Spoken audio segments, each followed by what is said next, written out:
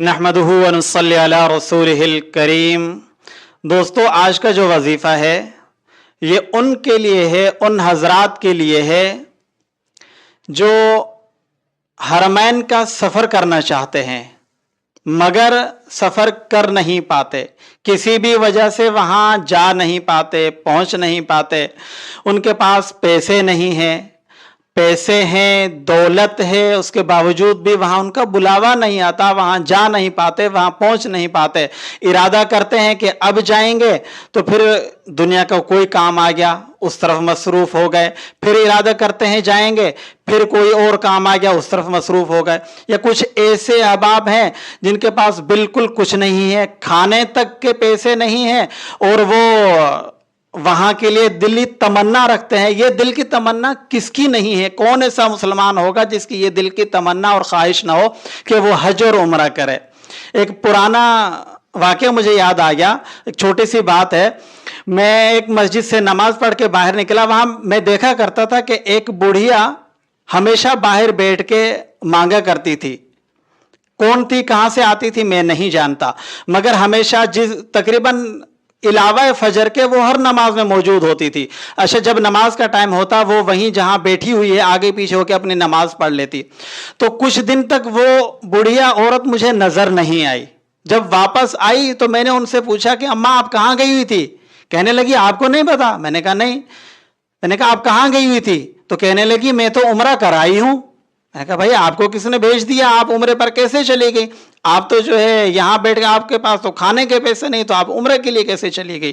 तो उन्होंने कहा कि मुझे एक बुजुर्ग ने ये वजीफा बताया था और ये पढ़ाई, ये वजीफा मैं साल से दोस्तों को बताता हुआ आ रहा हूँ और मैं खुद भी करता हुआ आ रहा हूँ। जब जब मुझे ज़रूरत होती है या हाजत होती है, जब देखता हूँ कि बस अब बहुत ज़्यादा जो है ना दिल बेचैन है, तो मैं कुछ दिन पढ़ता हूँ और अल्हम्दुलिल्लाह गैब से असबाब पैदा हो जाते हैं और मैं चला जाता हूँ।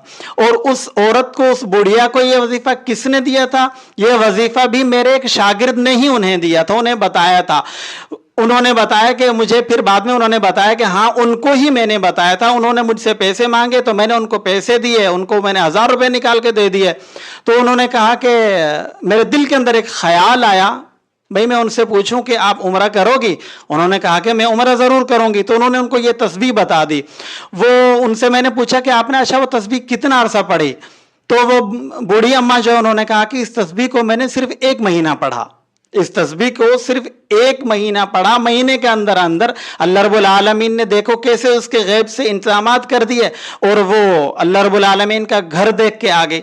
अब जिसको भी ये ख्वाहिश है, तमन्ना है, जो जाना चाहता है, वो क्या करे? असर की नमाज के बाद असर की नमाज के बाद जहां बैठा हुआ है वहीं बैठे हुए दो जानों तसव्वुर ये करे कि मैं आप सल्लल्लाहु अलैहि वसल्लम की रोज़ा अतहर के सामने, जालियों के सामने बैठा हुआ हूँ और ये मैं तस्बीह पढ़ रहा हूँ, तो आप सल्लल्लाहु अलैहि वसल्लम मेरी तस्बीह को सुन रहे हैं और वहाँ के लिए मेरा बुलावा आ चुका है।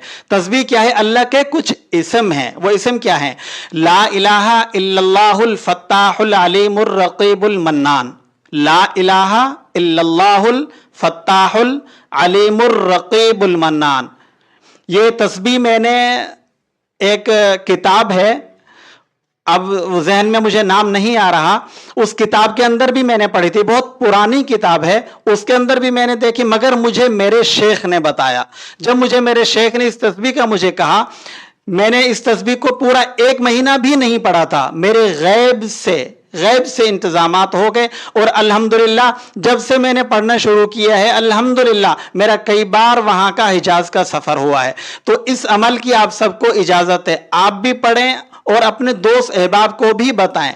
अस्सलाम वालेकुम व रहमतुल्लाहि व बरकातुहू।